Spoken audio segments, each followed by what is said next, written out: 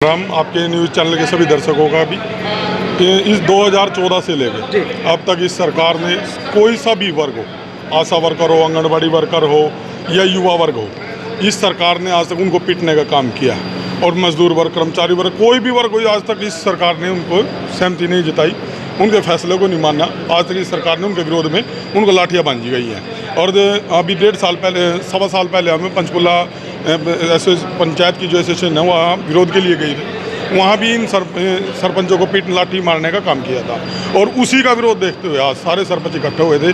हमारे जो हरियाणा की एसोसिएशन है, रणबीर समेन जी आज यहाँ आए हुए थे गरोंडा। आज हमारे सारे ब्लॉक के सारे सरपंच 40 के 40 सरपंच इकट्ठा हुए थे। आज इन्होंने इस बीजेपी से भाजपा सरकार के खिलाफ मुद्दा छेड़ दिया है, इस सरकार के खिलाफ मोर्चा खोल दिया है, इस सरकार को हराकर छोड़ देंगे। और 2014 से अब तक देखा होगा हमारे पूरे हरियाणा के अंदर, पूरे देश के अंदर इस सरकार ने बेरोज़गारी की तरफ हाथ बढ़ाया है, ना कि रोज़गार की तरफ। क्या पूरे हरियाणा के अंदर मेरे हिसाब से 1,70,000 के आसपास रोज़गार टोटल मिले होंगे, और बाकी युवा साथी कहाँ जाएंगे? आज सोशल मीडिया के माध्यम से जो युवा साथी हैं उनका ब्रेन वॉश कर दिया गया। वो रोज़गार मांगते नहीं, पता नहीं क्या बात है, पता नहीं अंदरूनी इनको कुछ चोट मार दी गई, या परिवार को दबा दिया गया, या गांव को दबा दिया गया। ये सरकार सिर्फ दबाने का काम करती है, जैसे सरपंचों को कर रही है। बरसत की आपकी काफ़ी पॉपुलेशन गांव की बढ़ी है। 1.5 साल पहले कार्यकारिणी से पहले एक गांव विधायक जी द्वारा गोद लिया गया था।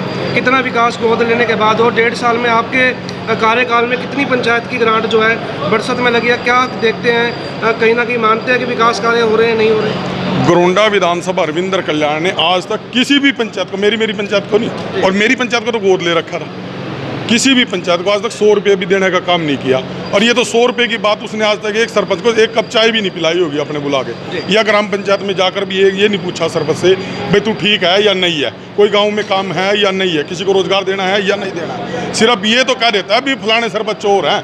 आज तक मतलब 1.5 साल हमें बने हुए हो गया, ये आज तक एसोसिएशन के हक में भी नहीं आया, किसी सरपंच के पक्ष में भी नहीं बात की। ये बोलता है भी ये तो सरपंच गलत हैं सारे के सारे। तो विकास पुरुष की संज्ञा है कितनी उचित मानते हैं? ऐसा है जी, विकास पुरुष जो चमचे होते हैं ना इसके, वो खाली उन्हीं के लिए चमचे हैं। आज तक इन्हें जो मेन कार्यकर्ता इसके होते हैं, जिन्होंने इसके इलेक्शन में जी जान लगा दी, अपना घर फूंक दिया, आज तक उनकी इसने मदद नहीं की, तो गांव की कैसे मदद कर देगा? ये सेंटर का पैसा आता है, लोगों पंचायत का जो अधिकार है वो सेंटर से मिलता है, वो पैसा अब तक पंचायत लगा रही है। नवीन जी, ई टेंडरिंग की क्या सच्चाई है? 2 लाख का जो ई टेंडरिंग का बड़े बड़े दावे किए गए थे, पास है या फेल है? 5-5 लाख की ई टेंडरिंग के माध्यम से, 5 लाख से जो अगर 1 रुपये भी ऊपर चला जाता है तो ई टेंडर के माध्यम से आप काम कराओगे।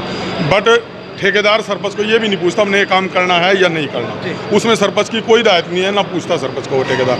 वो करते हैं तो ऐसे कैसे भाग जाते हैं, उसकी पेमेंट ठेकेदार एक्शन वगैरह जो भी है अफसर है वो करते हैं सारी पेमेंट। तो लगता है सरपंच डम्मी बन के रह गया। सरपंच तो गाड़ी नली जो नाली होती है ना उसको सफाई के लिए रह गया बस, और कुछ काम नहीं कर सकता। आने वाले समय में जो अब मौजूदा जिसको आप समर्थन कर रहे हैं इंडिया गठबंधन को, उनके सामने मांगे रखे कि अगर आप पूरी नहीं करेंगे तो आपके खिलाफ भी इस प्रकार का रहेगा जो है हमारा जो प्रदर्शन है।